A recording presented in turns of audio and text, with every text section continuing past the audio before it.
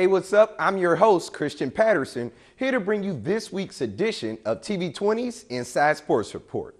If you're a Browns fan, like the majority of Clevelanders, football has been hard to watch over the last 15 or so years. From close losses to blowouts, the Browns haven't measured up to what they were in the past. Now, I'm not saying we should give up on our Browns, but it is time to start supporting another brown and orange football team, the Cleveland Fusion. The Fusion is a women's professional tackle football team based out of Cleveland, competing in the Women's Football Alliance. It's still football at the end of the day. You know, they're women, but I don't see them like that. You know, I see them as football players. What stands out is 65 teams.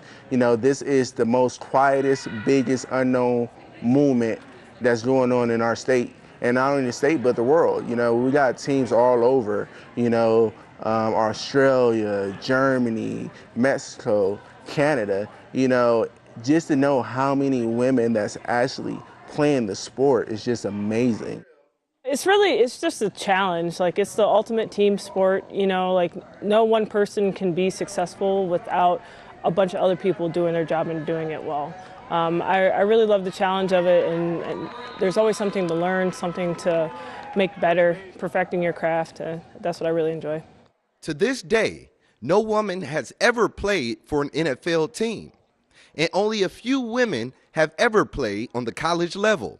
Usually, high school is the highest level women play at, but the Cleveland Fusion gives women a professional platform to display their skills. There is usually one incredible woman athlete who plays freshman year on the football team or on any of those leagues, and then at some point they get shut out and they lose the opportunity to play a sport that in most cases they are damn good at. It's really the sad thing about that situation is that despite how good they are, they lose the opportunity. And so we have a bunch of players in this team who that happened to, and this football team has given them the opportunity to show off what they would have been able to do if someone would have let them play. You can watch this team play and witness how talented they are and how physical the play is in this league. It's hitting, you know, at point blank period, you know. It's what you would expect to see at a men's game. Really, it's no different. People get laid out in women's games just as much as they get laid out in men's. You know. We're in the day of age where, you know, women can do anything really, and you can really, if you want to do something, just go and do it. And there's been outlook where there's been resource where people have provided opportunity for that, and I think being able to see that grown woman, no matter how old we are, between 22 to 50-year-old that's on the team, like, you can go and play if you want to play, you know, and it just, you know, just go. Like, who cares, you know, who cares who you're playing against? Who cares if that person bigger or stronger? If you have the heart and the passion to just go and compete and you want to work hard, you're going to come out on top no matter what. You know, these women are definitely outside of the box. They're definitely breaking down the barriers. Some of these women might know more football than myself, and I can see a lot of them going on and being head coaches at different levels if given the opportunity. And I think, you know, what the league has done with giving these women an outlet to come and show their skill sets, to show their knowledge, and a lot of them are going on to get this internship with the NFL. And some, you know, we just had our Miss Sawyer, you know, she just stuck with the 49ers as a wide receiver coach. You know, these girls know their stuff. You know, they're playing at the highest level for them. The Cleveland Fusion organization is definitely looking for more women to come on board, regardless of the role. This can be an opportunity for you. You know, you might come in, you might not, you know, excel the way you wanted to in your first or second year as an athlete, but you might find your niche a different way. You know, you might find your niche in being a coach. You might find your niche in being an owner or GM, you know. And it's all about opportunities and opening their eyes to, you know, we're not here to limitate anybody to just being a player. You know, yeah, we want to expose them to being a player, and we love it if they're a player, you know, but we want to give them many other opportunities also. The Fusion has been around for 17 years. They haven't had the most publicity, but they've remained competitive in the Women's Football Alliance. In most cases, the Fusion is kind of an underdog. We are one of those teams, I think, like Cleveland, that struggles with size and having enough resources and all the things some of the bigger teams have. But we're one of those teams that is always winning and always at the top. And it's because of the people that we have. You know, we are really lucky to have an incredible coaching staff and really a group of players that, despite the limitations that we have, they give it all, you know, and that's definite for us the difference maker. The Cleveland Fusion kick off their season Saturday, April 7th at Maple Heights High School Stadium. Gates open at 6 p.m. with the kickoff time of 7 p.m. The first 100 attendees will receive a gift card, and there are activities for the entire family. So make sure you come out and support your Cleveland Fusion. Well, Cleveland's Public Auditorium played host to this year's NCAA Division III Wrestling Championship. With nearly 300 student athletes and coaches in attendance from all over the country, these athletes were ready to leave everything on the mat. This championship tournament included wrestlers from the top Division III programs in the country.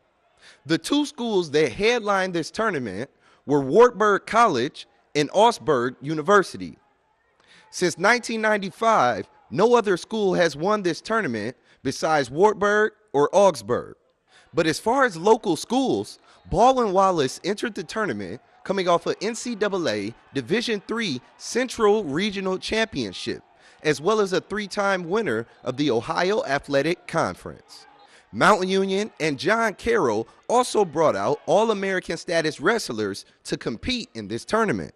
Wartburg College entered this tournament as the #1 program in the country, and nothing changed by the end. They placed first and won their 14th national championship in program history, with 7 championships within the last 8 years.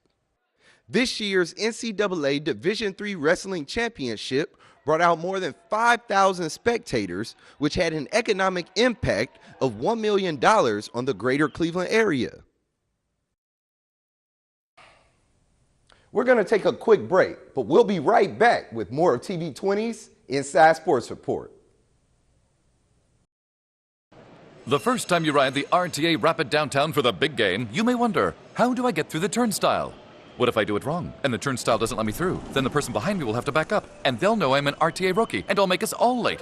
Will that somehow affect our team? Will I have set off a butterfly effect, causing us to lose the game, single-handedly blowing any chance we ever had to? Oh, I just slide my pass and walk through the turnstile, and that was easy, and I could get used to this. It's easier than you think, Cleveland. RTA, get ready to ride.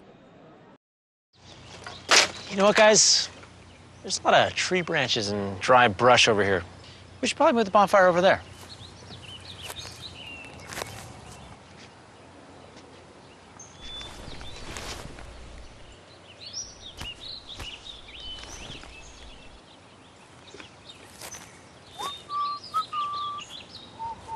I'm guessing Smokey liked that idea.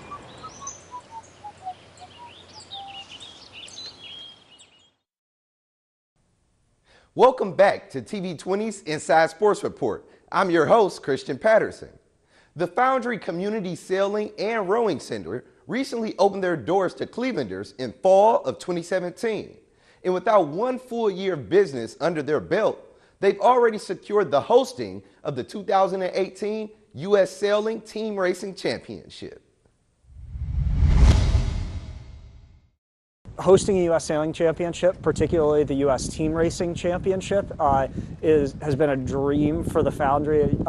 When I started about a year and a half ago at the Foundry, put together a roadmap for the sailing program, and this was supposed to happen in 2020 for us. So to be able to host it in 2018 is a dream come true, and team racing is a really exciting type of sailing. It's a lot more exciting than and close quarters than a lot of sailing that a lot of people do. It's a personal passion of mine. I grew up doing a lot of it, so to host the U.S. Championship is pretty exciting.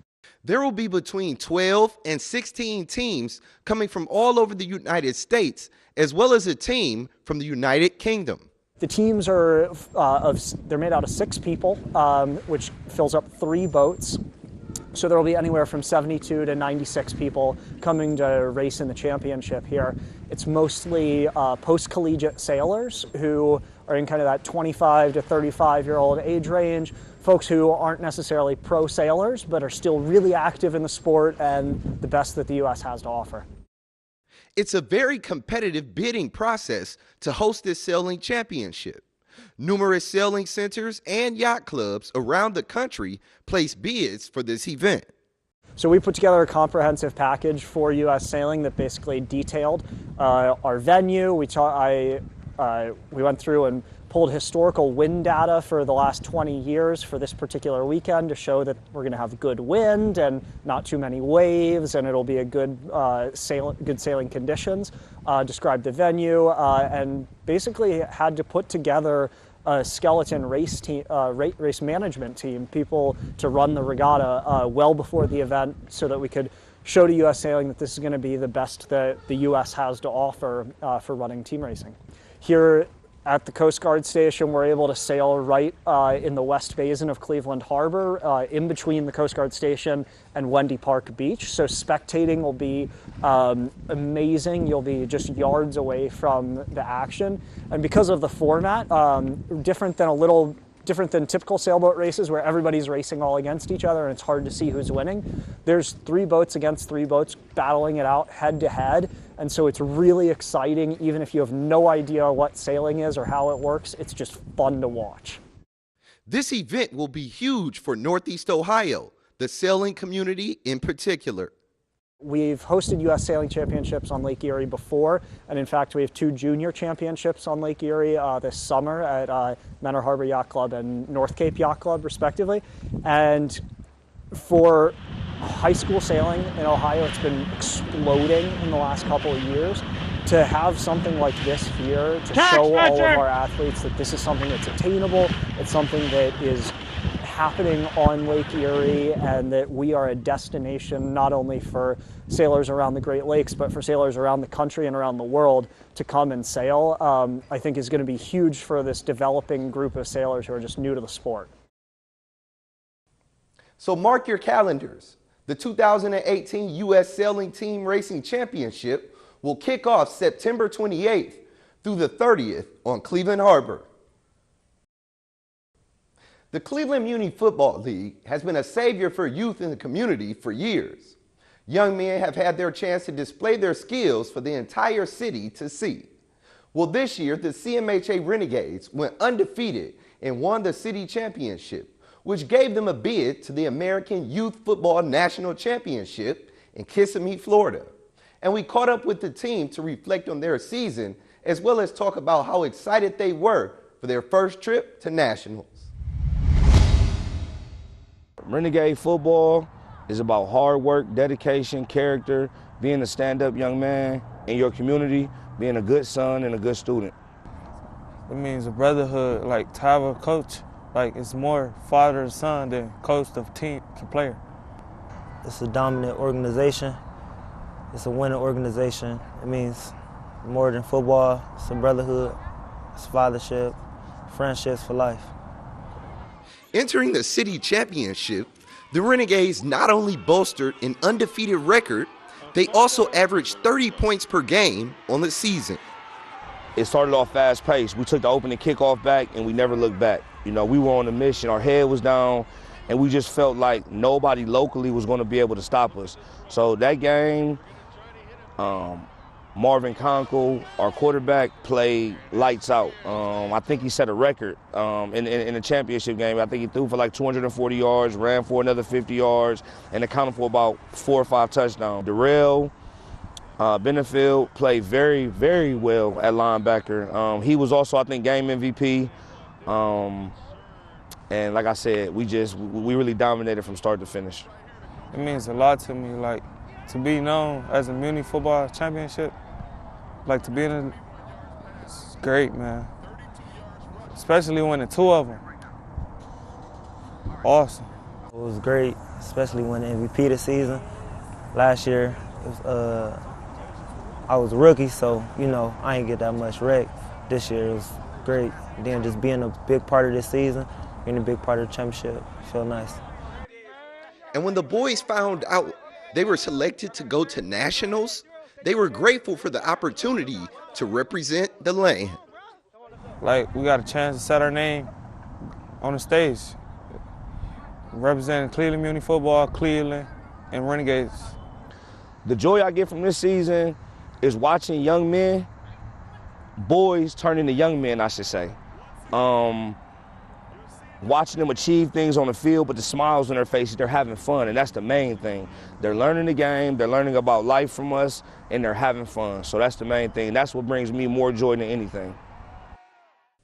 The Renegades went on to have a 2-1 record in the national championship tournament, and they brought home the third-place trophy. TV20 will be hosting a special movie premiere this Thursday, March 29th at Public Auditorium's Little Theater from 5 to 7 p.m. So please join us to celebrate the achievements of the Renegades as well as a tribute to Dwayne Browder. Thanks for watching the Inside Sports Report. If you would like to catch past episodes of the Inside Sports Report, Classic Sports, or any city championship games, head over to TV20 YouTube channel and click subscribe.